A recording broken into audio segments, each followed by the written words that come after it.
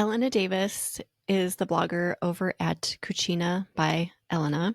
She returns to eBlog Talk to share her hard-won wisdom about growth, strategy, and staying grounded when everything in the blogging world seems to shift. From how a single photo tweak landed her in Google Discover more often, to why updating old content is an untapped goldmine, to the mindset that keeps her steady through every algorithm change. And she got hit pretty hard for a lot of those HCU updates. This might be the most encouraging episode of the year. If you are feeling overwhelmed or uninspired, press play, and you might want to play it on repeat when you need it. Elena's energy will reignite your spark. I hope you love this episode.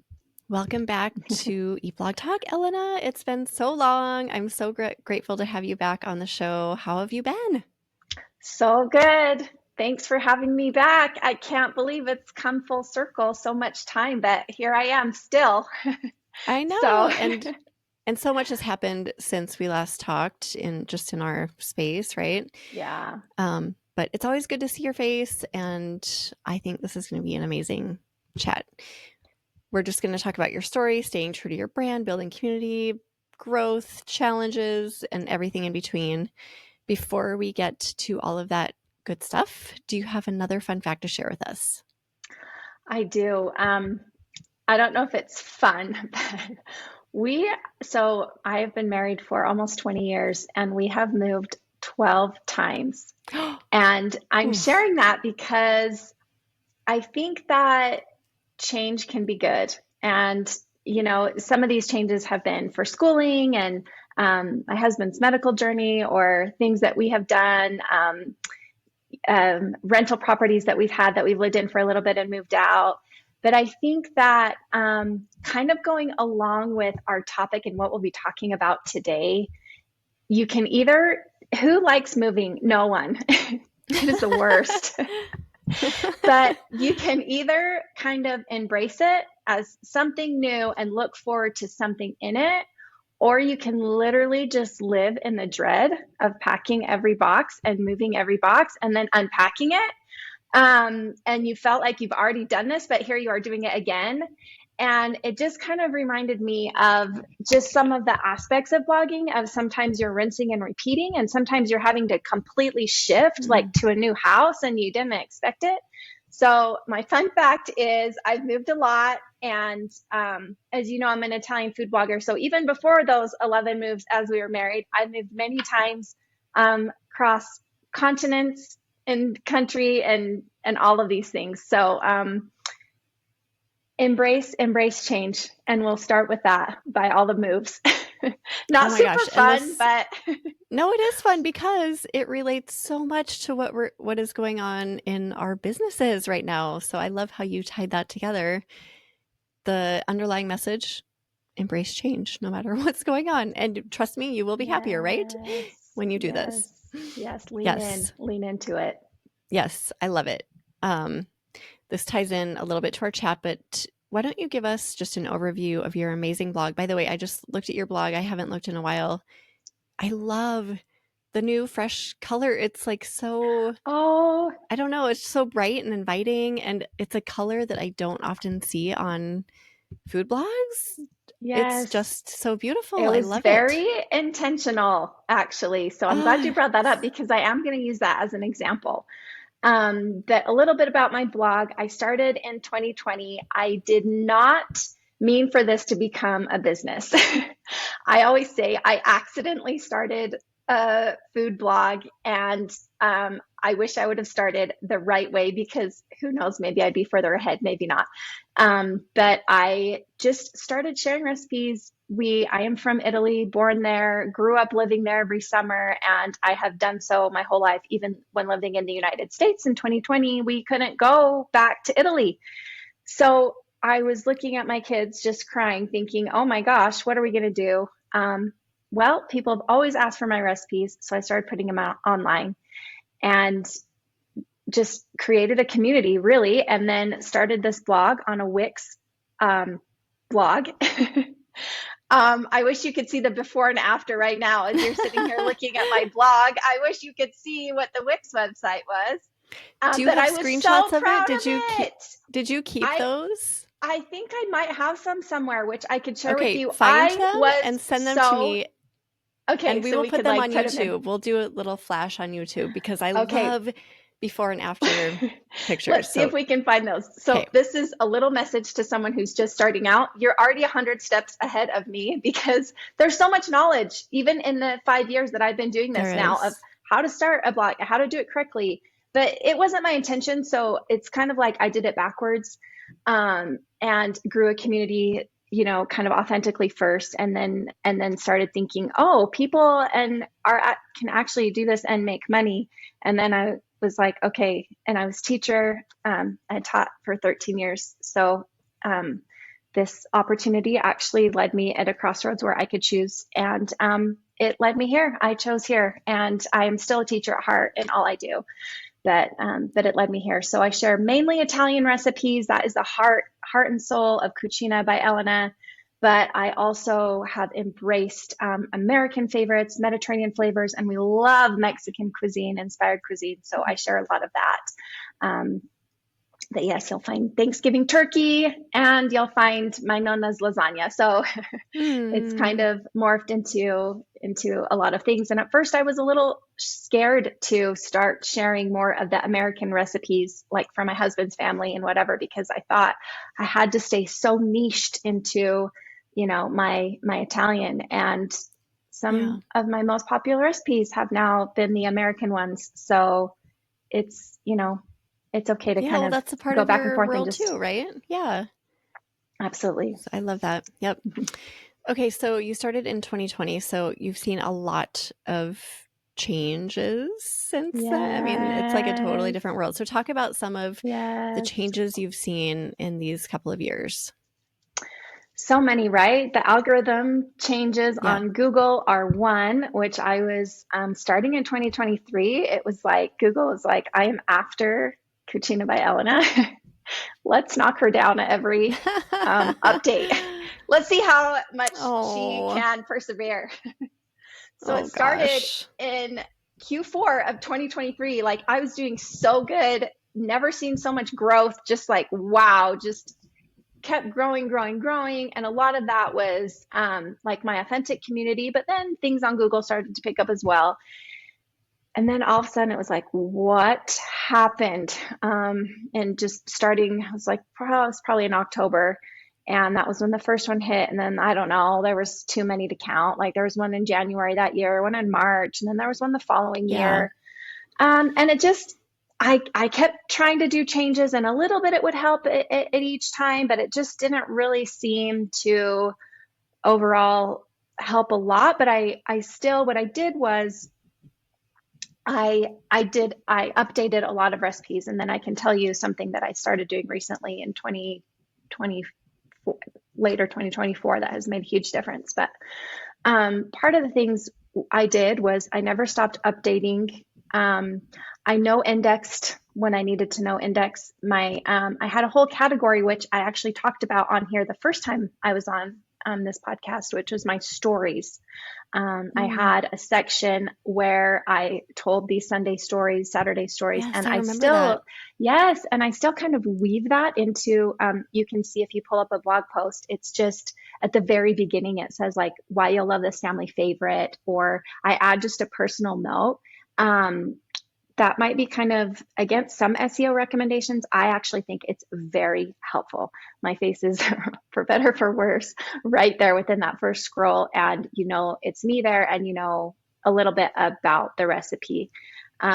So I updated some old recipes, but with those stories, they were part of my blog, but they are now no index, which means they are still there, but Google doesn't crawl them because it's not information that helps my blog. It's personal information that is kind of fun to scroll through if you want to know stories about my life, which I used to write and I love. But Google doesn't need to see those because they aren't recipes. They aren't SEO researched. They don't have keywords. It's just distracting to Google. They're like, what is all of this? So Yeah. no index those. Did little things along the way that with each update that would be helpful to a user. It is not helpful to a user to have a block of just links to different recipes that just is literally a block, which I used to do sometimes, and just really add these cumbersome, lengthy links to other recipes. It's very important to interlink. It's an important part of your blog's ecosystem, but there are certain ways to do it that are so much better. So it's just important, I think, that you keep going. Yeah. And that's kind of what I did through all of those changes, like the algorithm changes. Instagram, same thing. Things change all the time. And you can either move with the times or you can be stuck, you know. And I've tried to just keep going, and my community hasn't given up on given up on me, Good. and they have given me a lot of support through it all. And so that also keeps me going. Um, and as you were mentioning about, um, I wanted to create an experience on my blog where you would remember it by the color, by the Mm, feeling, by the logo, by my face, by whatever it was. You would have a feeling on the other end, and it would be very branded to who I am. And I think that is very important to create that. Um, because I'm not in your kitchen with you. I'm not cooking with you. I'm not holding your hand as much as I, want to do cooking classes all the time, which I have a little bit let go of that part of my business as well to focus more on mm. blogging. How are you going to create that experience for the reader on the other side? What will it be that you do for them? And it will look different for everyone. Oh gosh, that's all so well said. And I think one of the things I remember about you and just know about your brand is that you're super authentic. You have a Mm-hmm. community that appreciates your authenticity, not just with your recipes, but with just this environment that you create. And I think that is what people want right now. They want to feel Mm-hmm. invited in to a brand or to a person, to your kitchen, and to really Mm-hmm. feel cozy and important there. And I think you've done that so well. Do you do you think that has served you through all of this? And also, I'm very sorry that you got hit by those updates. I know that was really hard for a lot of people. Like, it almost makes me teary thinking about it. It's been Yeah, really hard. So yeah. acknowledging that, but has that authenticity served you? Yes. And it honestly, like, I kind of see you get teary-eyed, and I as well, because there were times like it will really make me cry where I just thought, okay, done, Yeah. done. But I'll tell you what, algorithms change, platforms change. Community is your safety net.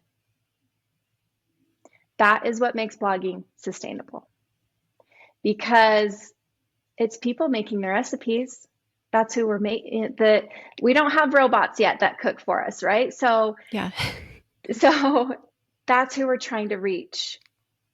And I don't think that you'll ever regret in putting people first and and creating that and building that. How do you do that? People ask me, how do you build a community? Like, I have 1,000 followers. Like, this is so overwhelming. How do I do that? You know what I did a lot at the beginning? You have to promote yourself in ways that make you uncomfortable. And Mm, sometimes that's kind of what it takes in this time right now. You're at the grocery store, you're at a party, you're wherever you are. What do you do? Don't just tell them what you do. Oh, I'm a food blogger. This is my website. Be proud. This is what I offer. Like, you're going to love it. Have you tried my cornbread? It is my mother-in-law's recipe. People are obsessed with it this time of year, going into fall, whatever. Um, you have to talk about yourself. And that one person will then maybe reach 10 more people at some point, and it just multiplies. So I listened to an interview with Tom Cruise about like, how did you become so famous? And he said, I was at my every single one of my premieres. I went to all Mm. over the world. And he just said, I was there. I was promoting myself. And a lot of times we don't think about that. We just sit in our, kitchens and we're just typing away or cooking away and we're like, well, I'll help people make this. Yeah, but they got to know about it. They got to know why it's different.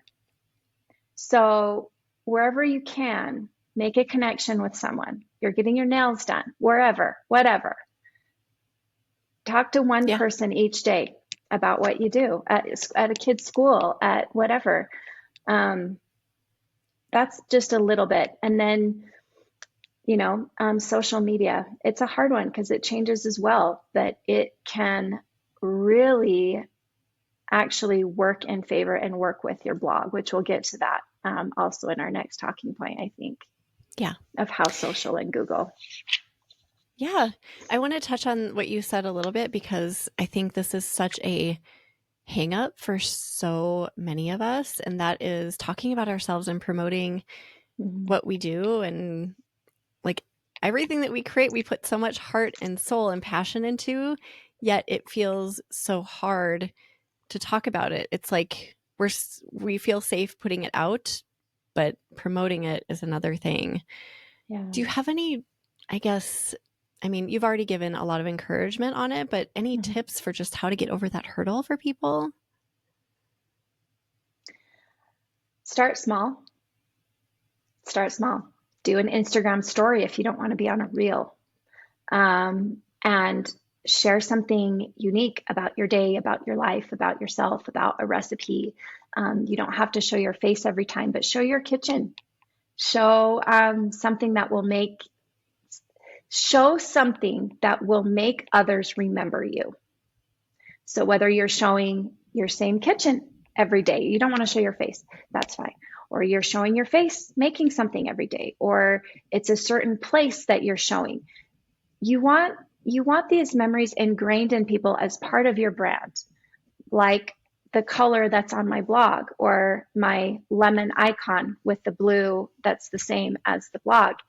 These are things that I've tried to intentionally create to create a memory. Um, think about think about your fondest memories of like grandparents or your childhood or something that is comfy and cozy to you. It can be a family member, it can be a friend, anything. Why do you remember that? Mm, Create that to give to others and start small. yeah. Wow. That's, yeah, really simple, but very powerful. And that's really can apply to anything. It can apply to social media, to Yes. YouTube, to video of any kind, to writing about yourself in a blog post, just starting with one little thing that is maybe just a little bit uncomfortable. And then that will grow Yes. as you do it more. And share that thing over and over and over again. Oprah Yeah. said, your story isn't remembered by sharing it one time, Mm. is remembered by sharing it 100 times. So you think, does anybody really need to know that I was born in Italy and grew up there again? Does anybody really need to know that? But anytime I share something about my story, you have new followers all the time, or somebody didn't realize this about me. And I'm like, wow, how did you not know? They don't, because it's not like, I'm not Taylor Swift where people are stalking every second of my life. And so they'll miss things, reshare it. People don't care. Just make it familiar. Yeah. How does social media play into your whole brand? It is a big part of my brand. Many people are always surprised to say, like, hear that I don't mind being on camera. I'm not one of those that like has a fear of it. Um, but it might not be my favorite thing, but I make myself do it.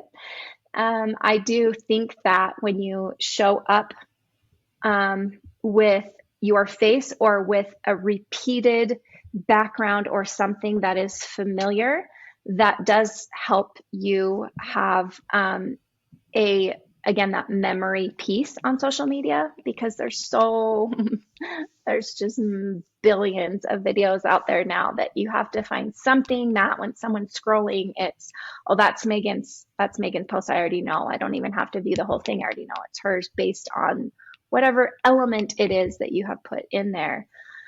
Social can be a very big traffic driver. Some people don't want to hear that. They want to Mm. hear social doesn't matter. You don't have to do it. It has made a big difference for me on multiple levels. And when I ignore it, I do see a difference. Now, the majority of my traffic is Google and direct.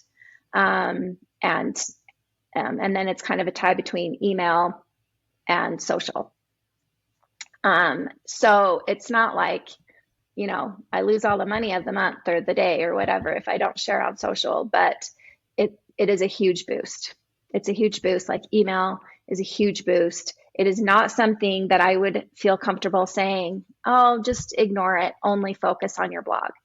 Not now, because I'm circling back to how we started this conversation of the human aspect, the community aspect. And then there's one more thing that Google rolled out in July. And I don't know if many people know this. Your Instagram posts, Reels, TikTok, it is now fed into the Google algorithm.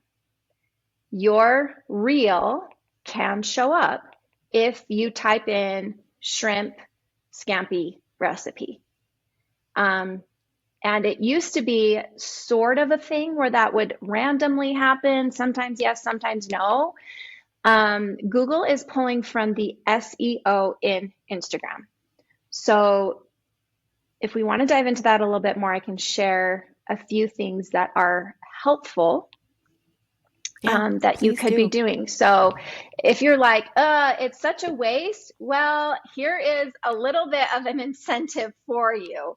If you're like, Google's everything, now that they are tied, there is, just think of, as you're writing a blog post and all the things you've learned in SEO-ish is the same in Instagram.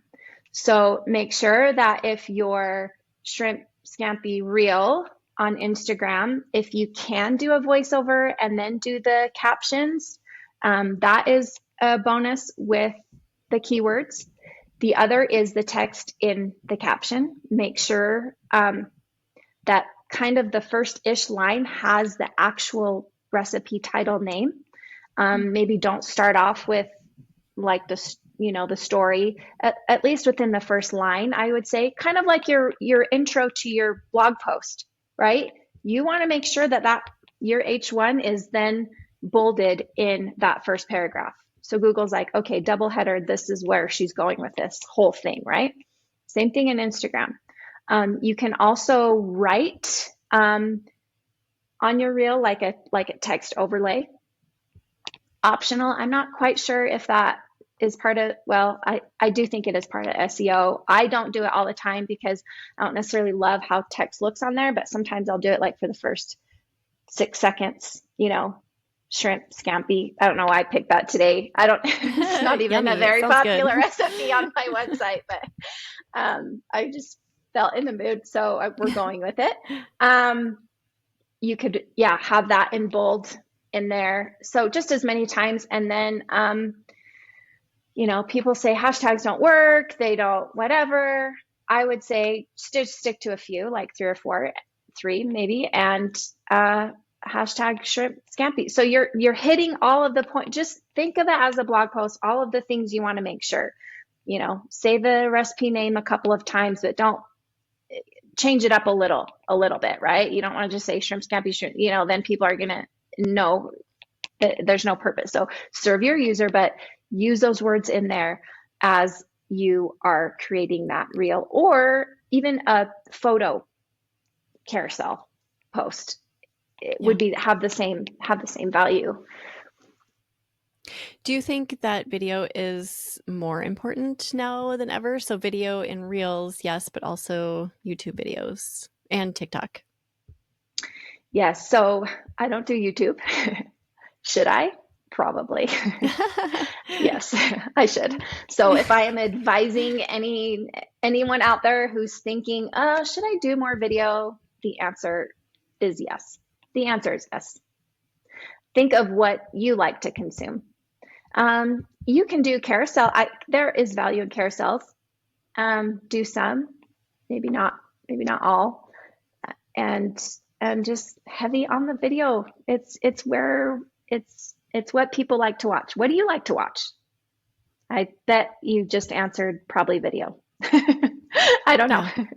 but I'm Yeah, guessing. most likely. Yep. Mm-hmm. Yeah, I mean, it is being served up in so many different formats from so many different platforms. So take the cue.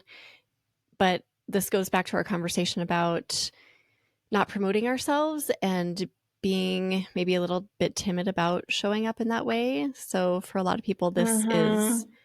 a big hang up. Video, I hear it all the time. People say, I know I should be doing video, but it's just too scary to do. Like that they have to be in it because you don't, right? You Yeah, don't. I think the idea is that, well, I have to be in front of the camera talking Mm, for an hour about my recipe, but it doesn't have to start like that. Like you said earlier, start with something really small. Start with your kitchen and do yep. a voiceover and see how that feels. Find something that they can remember. And it doesn't have to be your face. I'm okay if people don't remember my face. um, I I want to create an experience that makes them feel a certain way and makes them want to come back. Just like why you want to go to grandma's house or whoever, why you want to go to your best friend's house because you have a feeling there and you want to go back. That's what you want your blog to be like at the end of the day in these changing times. How else are you going to get them back? And part of that is creating very good recipes, creating a pleasant experience, creating recipes that make people confident, not recipes that turn out to be complete failures. I doubt anyone listening to this podcast is doing that. So I'm, keeping it to the basic of keep them coming back for a purpose and find that purpose, and you will see growth. And it takes time. It takes time. So if you're brand new, you will have to know it takes time. If you've been doing this for longer than I have, you know that it takes time. You know you've had to pivot. You know you've had to change, but there is so much good in it, and I have seen it. I have been on the floor of my kitchen thinking, okay, I'm done. I think after this one, I am just cannot get back up after. And then I just keep going, and I have seen a lot of improvement that I think if I had stopped, I would not be here today telling you to keep going because it's worth it. It's worth it for your readers. It's worth it for the passion that I know you started this blog with. Whoever you are listening on the other side, I know that you either had a reason that, I don't know what it is, but it's there. And remember that. Let that keep you going because there is success on the other side. I can't even tell you how grateful I am to be where I am right now. And it is worth it. And, without sharing numbers, I'm just telling you, keep going. Oh, I mean, mic drop. That we could end the episode right there. That was such a great little bit of encouragement that I think we all need. Hope. We all want hope right now and just that encouragement to keep going and not give up. So thank you, Elena. That was beautiful. Mm, I want to ask you about you mentioned earlier that you started going through some of your older content when things got yes. shaky with the HCUs and the updates. What were your main focuses when you did that? How did you restructure, redo, Yes. refresh? Yes. So I've done it kind of a lot of different ways, but I'll just tell you the most recent where I have seen 30 or more percent growth now year over year as of last month, and 20 some month over month from last month.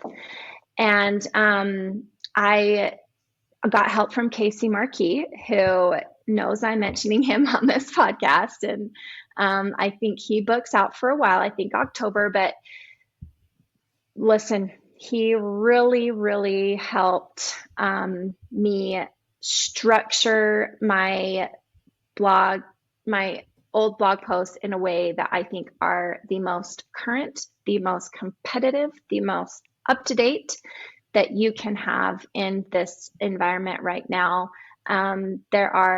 Every blog is so different that I can say what I did. I have I've been very intentional with my interlinking. I will say that. Interlinking is an ecosystem that lives. This is kind of what I call it, and you're on the web. And Google is very good at reading kind of how these links go together. And it's a very powerful tool if you're using it the right way. And it can also be a very terrible thing if you're doing it the wrong way, like I did for a long time. Again, I did not start blogging by taking courses and having, all the resources of doing of a template. No, my template was writing my whole story and then putting a recipe at the end. Don't do that, which you already know. Other things, no indexing things that needed to be no indexed and coming back to them later, focusing on your top 10 to 20 dropped posts year over year and diving deep into those and bringing them up.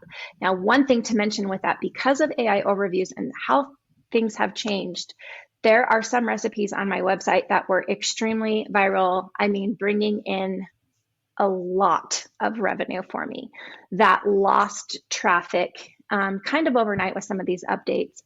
And I have updated those, and they have come back to life. Now, the Yay. life that they have come back to is not the life that they died on. Let me explain that. Yeah. That traffic is no longer available. It is not there. It does not exist because of either the kind of content it was, or because now how AI overviews has changed that particular keyword. So some posts you should and can change, but it is important that you realize some posts will come back to life in a much more refreshed way. But a lot of it, you will not gain that viral traffic or whatever that you had when you lost it. Okay, it could go both ways, but that's an important thing that is a good reminder. However, updating a substantial amount of posts and having them gain traction again and being in the photo snippets at the top and anything that you can do to get visibility is absolutely worth it. Why is it worth updating old content? I took a little break from, I always create new content. I haven't stopped there. That I balanced it a little more with really heavily focusing on old content because it's already alive, it's already been indexed, Google already knows it. And then it gets this boost and almost like, okay, it's just so much more easy. It requires less time for it to bring you benefits. It's just better like return on investment of your time, if you will, right? So that is one huge thing. And then there was just a lot of other things that with time clog up your blog, for lack of better words, that you can't even see. So having somebody that can see those things is an expert at it and gives you a lot of resources for how, and I have a few people that help me with it that I've not like people that work for me, but just kind of some temporary help to help with some of these things on this task list that have been very helpful. And you may or may not be able in a situation where you are able to do that. And then tell that to whoever is helping you. Maybe do an audit like, hey, like I don't have resources, or I do have resources. So who can I pay to help me do these tasks that I don't need to do? Or I can't pay someone. So what should I focus on the most, right? And if you are a new blogger of less than 1 or 2 years, this may not apply to you because it is not enough time yet. People want to give up after a year. It's not enough time. that it's just simply not enough time for Google to know who you are. You have to keep going. So if you're in that less than 2 year, even the 3 year, you are at a point where you have to create systems and make sure that they're working. Like maybe you can ask someone for like a little mini audit, like, hey, is everything I'm doing right? You know, yes, it just needs time. Okay, then keep going. Yeah. So those are some kind of different avenues that I would say. I heard someone say this the other day how when you plant something, you put a seed in the ground and you don't sit there and get impatient because it's not growing yet. You give it the time it needs to grow, right? You don't Yeah. rush a flower into bloom. And it's the same thing with food blogging. I think now the germination period is longer than it used to be. So just Hmm. knowing that and being able to patiently sit with the process and watch it evolve and not asking yourself, why isn't this working? How can Yeah. I rush it more? It's just not possible. And I love Yeah. that you touched on Yeah. that. And another thing that I will add to that is that with time goes by, there'll be weeds that come in your garden, right? So you're growing these tomato plants and you're be careful of the weeds and always be mindful of what are the things that you may or may not know that you need to be fixing because times are changing always. So right now it's the craze on AI and these AI overviews and how, and I can talk more about what I'm doing specifically to go in that direction. But when I started this, there was always SEO. When you started blogging, Megan, you've been doing this for a lot longer than I have. You have a lot more expertise and knowledge on everything that I'm even talking about. But um, you there wasn't even SEO, so things are just know that the weeds will always come. They're just gonna be different, and we've Yeah. got to pull them out. We've got to go with the season and keep up with the time. Going back to moving, you can sit there and cry with the boxes, or you can just pack them and go, and that's just it's just how it is. And it's not, we think, oh, blogging's like this. It's every job, it's every Yeah. industry, it's Right. education. I was in education for 13 years. You adapt a new curriculum and the next year they get rid of Yes. it, and they've spent millions of dollars on it and training teachers for it, and now it's gone. Now you have to Yeah. learn a new one. So it's, we like to, I think sometimes in the blogging community, it's like, well, it's just what we do is different. It's like nothing Right. changes like this every It's career. life. Don't It's think like, life. oh, I'm going to Yeah. go back to whatever. It's, there's not going to be as Yeah. much change. Right. No, Yeah, exactly. No, I love that point. It's a good reminder for all of us. You mentioned AI overviews. What are you doing to keep up with yes. that? Okay, this is something that is very personal because there are many views on this. So I don't, I want everyone to take this with a grain of salt and just realize this is what I'm doing. But it doesn't mean like, oh, go change everything and do this right now, because this is kind of an experiment that I am doing. If you look at my blog post, I think it's just any of the newer ones that I've updated. Like if you scroll down, there should be some. I'm trying to think. There's literally so many that we just updated. How to store pizza in the fridge, I think, has it. I do a little recipe overview, and it just kind of breaks the recipe down. That one actually might not have it. The Zuppa Toscana might have it. Um, but if you go on there, and this is something that I am doing in updates, but now I will be doing probably in new posts going that I am writing in posts going forward. Just a little recipe overview that I put at the top that has some very simple information that is very friendly this is another controversial thing that AI bots can pull from. I don't block AI bots on my website. Um, my ad provider, I know that they have a different stance on this, Yeah. and I think everyone's trying to protect everyone, and I understand it, but I am kind of going this way. I'm leaning into it. I am leaning into AI because I believe that it is the future. So I am going to say I would like to be featured in your AI snippets because now Google is very good about um, linking, quoting, credit, giving credit to where the information is coming from. When they first started doing these AI overviews, it was literally just copying and pasting and taking Yeah. recipes and putting them on there. That was a huge no-no. That is literally stealing our content and putting it up on there.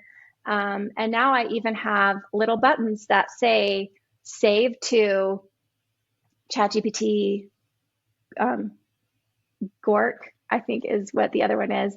Um, AI, whatever, because most everyone has a ChatGPT account or similar, whatever platform you're on. And it knows who you are and it remembers you, and you can actually save stuff on it. Kind of like an email. I'm just to kind of get in perspective here, kind of like at the bottom of my recipe posts, I always have like save to your email, right? Because people want the recipe emailed to them and that way they can remember it. And it's a really great thing. And tons of my users use it and love it. Well, now you can do that to your AI accounts, whether it be ChatGPT or whatever. You can I have little buttons that say you can save it to your account. It is my recipe, my website. It will take you there, but maybe it can condense some information for you or whatever. I know this is a little bit controversial, so Yeah. it. I personally, what I'm doing is I think AI is another chapter. I don't think it's going anywhere. I think it is just going to grow bigger. And this is a way that I am trying to incorporate the changing times into what I offer. And I am not signing up for AI to steal my content. I am not signing up for any of Yeah. that. I'm just making things maybe just a little more friendly for the times and for what's going on. And I have seen some benefits of that. So You're not sitting on the floor crying about moving again. no. You are moving those boxes and you are embracing the move. This is a Yes, theme yes. for the And whole we talk. might need it. We might need to pivot. We might Yeah, need to pivot. right. Another thing I've done is change the orientation of my top two photos to see if that is more friendly for Google Discover because it is. I've heard So that it is. This, so yes. I so that's another thing is there's actually not too much data. It's not like, oh, my revenue went up by 30% because now Yeah. everything's going on Google Discover. There's not such data yet, but there is enough that made me say, I'm really curious about this. So when I'm updating old posts and doing the photos, so sometimes I update posts and the photos are so good and I'm like, not my time and resource, not worth my time and resource to update the photos that are actually really great. But we're just going to update all the writing. So with those, yeah, I'm not updating. If I'm updating a post that is so terrible, the writing is terrible, the photos are garbage, iPhone photos or whatever it was from like my first year, then I will make sure that I change the orientation with all new recipes. I am doing that. And again, I am excited to see where that goes. I just started this about a month ago, so I personally don't have a lot of data to share about it, but I do have a good feeling about it. And you know what? This is something that I do. I test things with my family, friends, community, anyone. So I just polled people and I said, scroll through this blog post, scroll through that one. Which one is easier? Which one do you like more in the first two scrolls? 9 out of 10 times of the people, and I did a lot more people than that, but it was overall, they liked the horizontal photos at the top. Interesting. I personally don't because Yeah, I same. love a big photo. I know. I love my photos. They're so beautiful and I want them Yeah. everywhere and I want 100 of them. That was another thing. It was like, wow, you have so many photos. Stop. I I'm like, know. why? They're so pretty. No one cares. They I want a know. few very delicious looking photos, but there's some things again, those weeds, you just got to let them go.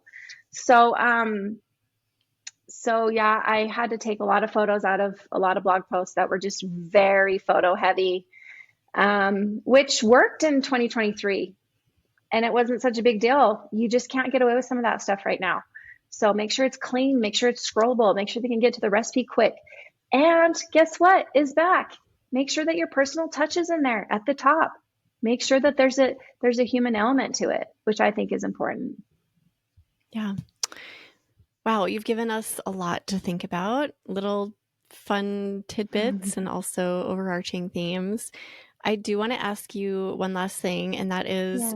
do you have any advice or encouragement for people who, like you, were just maybe hit by updates and algorithm changes and feel like they're just done? Do you have logistical tips or mindset encouragement, anything that comes to your mind?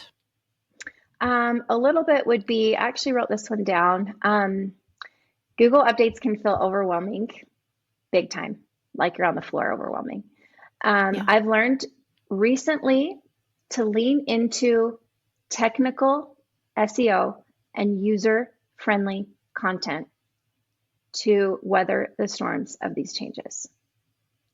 So I think right now, if you have to pick a focus on your blog where how can I pick back up, I would pick those two things, the technical aspects of SEO. And if you are very uncomfortable with that, I would say find someone who can help. Find someone who can help you because that is making or breaking your blog right now, probably guaranteed. And the second is never stop creating for your user. Your why did you start? Who did you start for? Who has made your recipes? There's got to be one person if you're listening to this podcast. What did they say about it? What did they love about it? Keep creating for them. Go back and read comments that people have written you, even if it's your family, even if it's your mom. Go back and read comments of what people are loving and let that push you forward. It has to me so many times. I'll receive emails and comments and DMs and whatever. And I'm like, wow, I sure needed that today. And then share it. Share it with your community. Look at what somebody said. That'll Mm-hmm. motivate them to share. Oh, I didn't think I could tell her that how all the things that I've made and that I love. Well, now somebody else is sharing with you. Share that. It's a domino effect. People love to talk about themselves. They want to share. They want to be featured. Yeah. I noticed in one of the blog posts that I was looking at of yours that you have a beautiful call out to just that, people talking about your food and your recipes. And I think that's amazing, just to show other people what others are thinking and saying and feeling and tasting about your recipes. Like that's something all of us could do for every recipe. Yes. And if you're sending emails, do it in your email. I do that all the time. Here is a comment with a 5-star review with a picture of their recipe that somebody loved this week. And it's just a heartfelt comment. Who doesn't love reading that? Wow, this person felt that way. I want to make that. It's like that effect of like the buyer approval kind of a thing, you know? Yeah. Share what people are saying that are good about you. And don't be afraid to share that. You could even get, this just came to me. You could even get those from Pinterest. People share Yes. their versions of my recipes on Pinterest all the time. I go on, I'm always shocked Yes. when I go on to see that they've not only made the recipe, they've gone to my website, made the recipe, but then they take a picture of it and post it to you Yes. or to Okay. Pinterest. I'm like, Hello. this is That's huge. crazy. Yeah. Yes. And I totally forgot to talk about Pinterest. That is another huge avenue.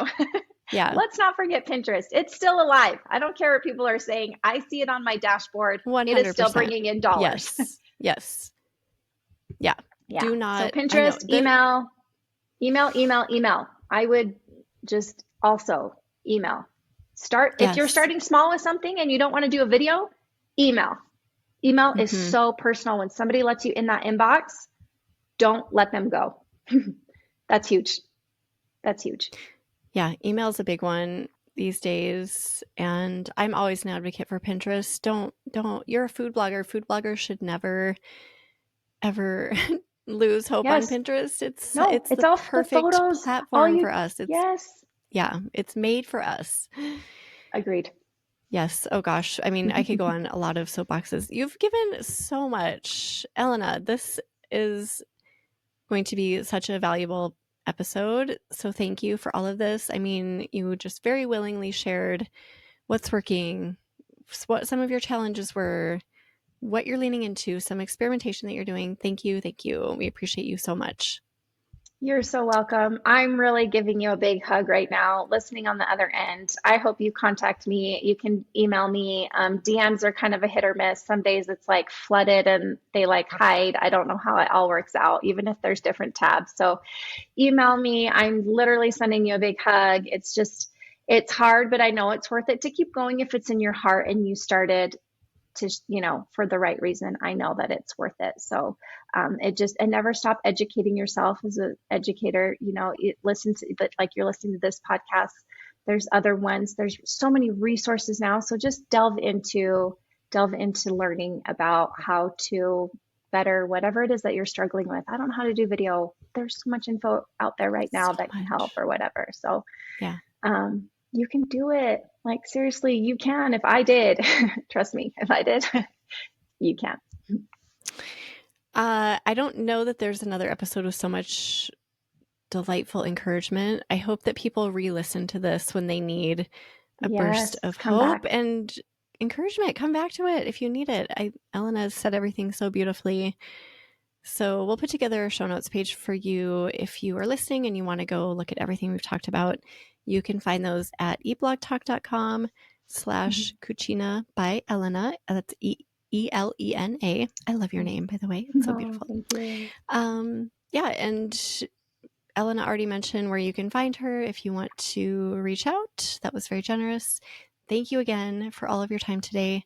And thank you for listening, food bloggers. I will see you next time. Thank you so much for listening to eBlog Talk. The best way to support this show is to share it with another blogger or friend who could use encouragement today. Let's share the love. I will see you in the next episode.